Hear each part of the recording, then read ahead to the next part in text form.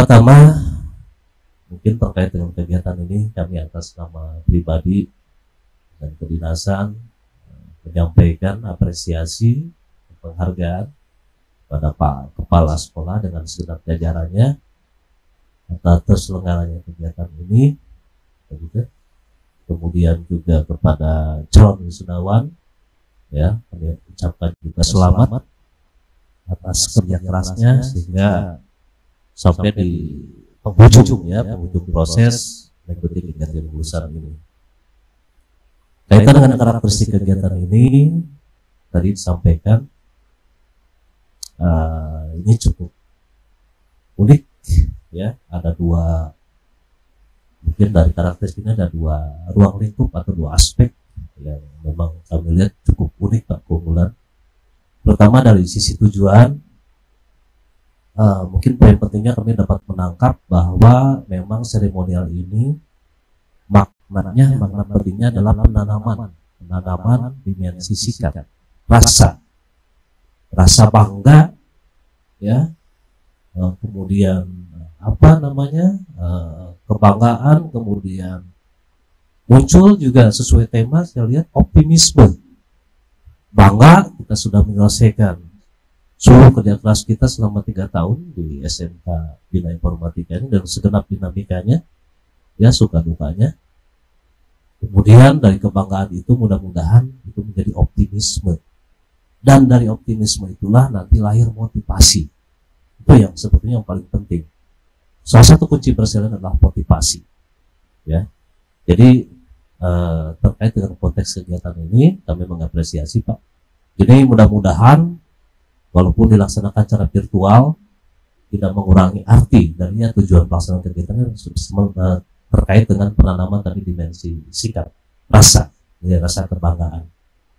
Juga pihak sekolah sebuah kebanggaan juga, Pak, sudah menunaikan kewajibannya selama 3 tahun mendampingi, memfasilitasi anak-anak kita sehingga alhamdulillah sampai di momentum acara kelulusan ini. Itu dari aspek tujuan. Kemudian dari karakteristik atau metode pelaksanaan memang agak unik di tahun ini. Tadi disampaikan mungkin berbeda dengan tahun-tahun sebelumnya, ya. Tahun-tahun sebelumnya ada seremonial, ada gebyar, ya, ada pertemuan tatap muka, segenap hadir seluruh komponen, kemudian merayakan dengan tanpa ada pembatasan. Nah, sekarang situasi tahun ini kita berada di masa pandemik COVID-19, khususnya Kota Tangerang Selatan ini masuk ke dalam kategori zona merah.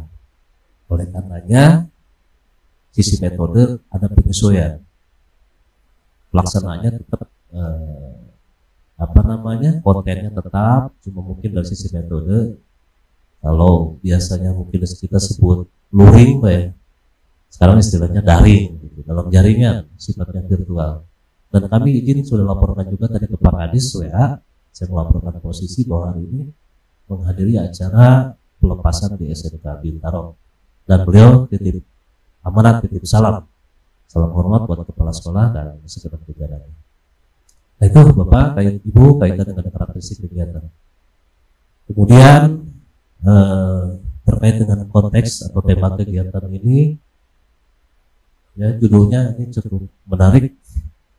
Ada 2 konsep yang kami tangkap di sini, bangkit dalam autisme di era generasi emas. Mungkin variabelnya atau konsep stressingnya adalah kata optimisme. Bagaimana hubungan antara optimisme dengan generasi emas, itu yang kami tangkap di sini. Kalau saya ingin improve saja, Pak, saya tidak bawa teks. Jadi tadi disinggung di awal, ya, dari rasa kebanggaan akan lahir namanya optimisme. Optimisme itu secara sederhana dapat disampaikan punya harapan yang baik, begitu, ya, terkait masa depan, punya harapan yang baik. Jika orang punya harapan yang baik, tatkala yang bersangkutan mendapat kejadian yang buruk, paradigmanya atau pandangannya cuma 3. Pertama, itu mah sementara, Dia mendapat musibah, tenang aja sementara kok, nggak selamanya. Yang kedua, kecil. Dia mendapat musibah atau hal yang buruk, tapi itu mah kecil, nggak seberapa. Jadi semangatnya tetap berkorban. Dan yang ketiga, tidak menyalahkan diri sendiri. Artinya konteksnya mendapat sesuatu hal yang buruk yang tidak diharapkan. Itu bukan kesalahan saya, itu lebih ke faktor eksternal. Jadi atas 3 pandangan tadi, ya, tidak menyurutkan semangat. Mungkin paradigmanya terbalik dengan yang pesimis. Ya, dapat masalah sedikit aja seolah-olah masalahnya besar, seolah mau kiamat begitu. Padahal masalahnya nggak seberapa. Itu kesalahan. Itu saya karena saya misalkan bodoh, saya tidak belajar. Padahal tidak seperti itu. Dan banyak hal lain antara perbedaan optimisme dengan pesimisme. Jadi ini bagus Pak Kepala, judulnya optimisme, harapan yang besar tentang masa depan. Karena berangkatnya dari internal dulu ya, kita punya optimisme ke depan, baru kita tumbuhkan motivasi. Kemudian apa hubungannya generasi emas? Generasi emas secara kuantifikasi 100. Jadi 100 tahun lahirnya RI, negara kita.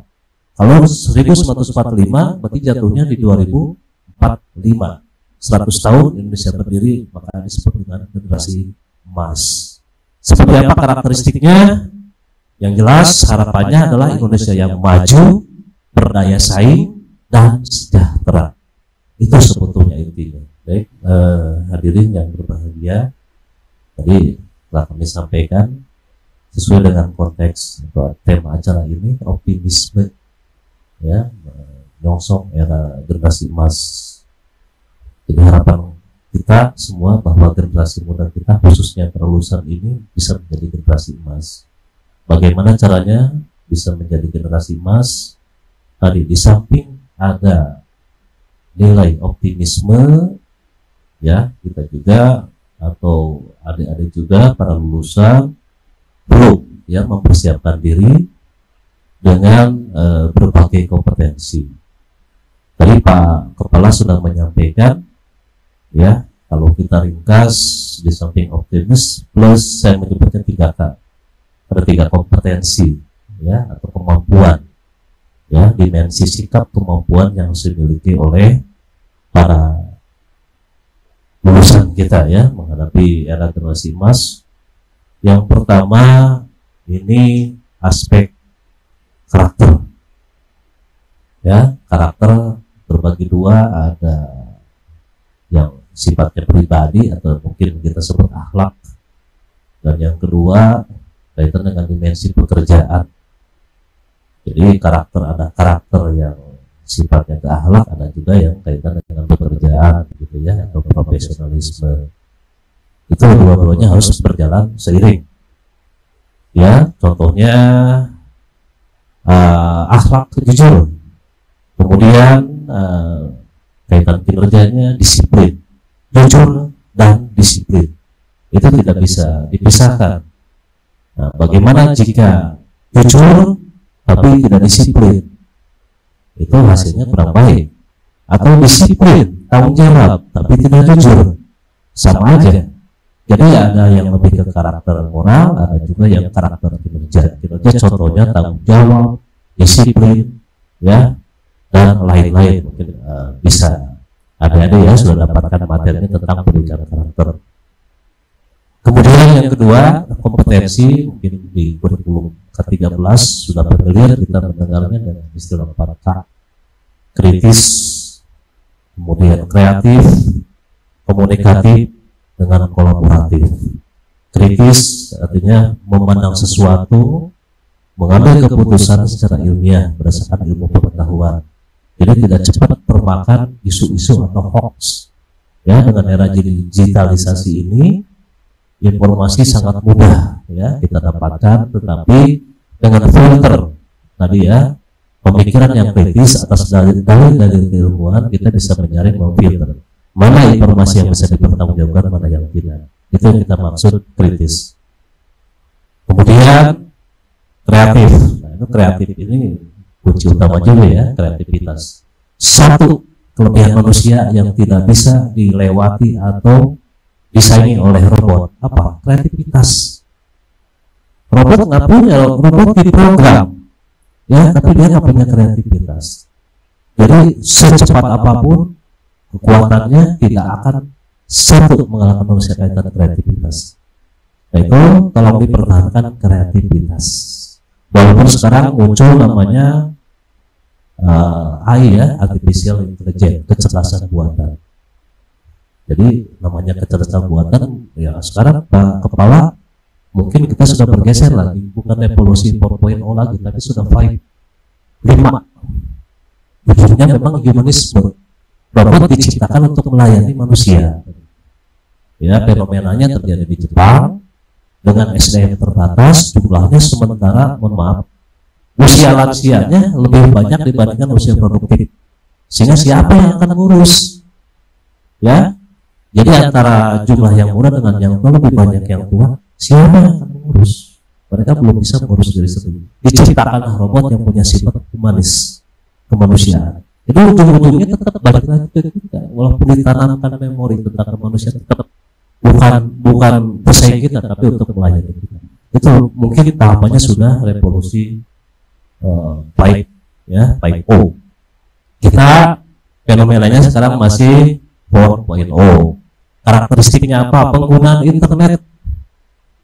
Segala macam kehidupan, aspek kehidupan pasti menggunakan internet. Ya, itu karakteristiknya. Belajar, belanja, apalagi itu. Semua berbasis internet, itu kuncinya. Cuma ya tadi dengan wawasan tadi kritis yang nomor 1 tadi, kita bisa bijak menggunakan internet untuk hal yang positif. Itu kaitan dengan kreativitas, kemudian ada komunikasi, ya itu salah satu kunci utama. Sebagus apapun kita, memang kalau teknik komunikasinya lemah gitu, kita bagus, cuma kurang promosinya gitu. Sehingga orang tidak bisa mengeksplor ya potensi yang ada dari kita. Interaksi. Dan yang terakhir kolaborasi. Konon katanya di depan bukan lagi kompetisi tapi kolaborasi. Konteksnya apa? Sekarang tidak ada perusahaan perorangan, pasti grup. Beberapa grup nyatu, mereka berkolaborasi. Jadi kuat. Beda dengan satu lama-lama tergerus. Jadi konteksnya bergeser, bukan lagi kompetisi tapi kolaborasi. Perbedaan yang ada disatukan, jadilah suatu kekuatan. Nah, itu namanya kolaborasi. Jadi bagaimana dari interaksi itu, komunikasi itu, kita membangun suatu kolaborasi. Nah, itu yang dimaksud dengan 4K. Dan yang terakhir, tadi ya ada karakter, ada kompetensi, inti, satu lagi ya literasi, pengetahuan. Literasi di sini kita nyebutnya literasi abad 21. Ya, ada disebut dengan literasi ini menyangkut pada literasi baca. Baca ini ada minat, ada daya. Minat bacanya tinggi gitu, tapi daya bacanya rendah. Lihat buku tebal dikit udah males gitu. Padahal penting. Yang singkat-singkat aja, resume, sinopsis baca. Minat baca ada, tapi daya bacanya kuat, paling baca 5 menit. Nah, baca dikit setengah jam atau 1 jam sudah bosan. Nah, itu berarti lebih ke daya baca. Kemudian literasi budaya, bagaimana budaya-budaya kita tetap kita punya nilai berbudaya, ya, berbudaya. Orang berbudaya dengan tidak budaya pasti beda. Budaya timur, ya, bagaimana diterapkan, diinternalisasi dalam diri kita. Kemudian ada literasi teknologi. Literasi mungkin saya menyebutnya pengetahuan lah, ya, pengetahuan tentang teknologi. Tadi disinggung, sekarang kita sudah masuk generasi 4.0 ya. Jadi tidak hanya menguasai internet, tapi nanti kedepannya ramah teknologi. Kalau sekarang namanya ramah internet, nanti bergeser ramah teknologi. Jadi bukan hanya browsing, tapi mungkin nanti menggunakan berbagai aplikasi untuk kebutuhan kehidupan kita. Ya, sekarang bukan lagi tantangan, tapi sudah ada dalam kehidupan kita. Ini fenomenanya sudah ada keseharian. Contoh konkret ini yang sedang terjadi sekarang. Virtual graduation. Baru tahun ini kan Pak terjadi ya. Sebelumnya kan belum ada namanya virtual. Ini namanya revolusi teknologi. Jadi karena situasi, karena kondisi pandemik, yang asalnya mungkin sekarang kita lebih banyak istilah new normal ya, kebiasaan baru. Dulu ada PSBB, kemudian sekarang new normal. Jadi ada kebiasaan-kebiasaan baru yang kita ciptakan. Contoh virtual graduation, asalnya dulu manual, sekarang jadi virtual. Nah, itu disebut dengan new normal, begitu ya. Apa namanya tadi, kaitan literasi teknologi, lebih ke teknologi digital. Dan apa terakhir tadi ya, literasi tentang manajemen atau keuangan.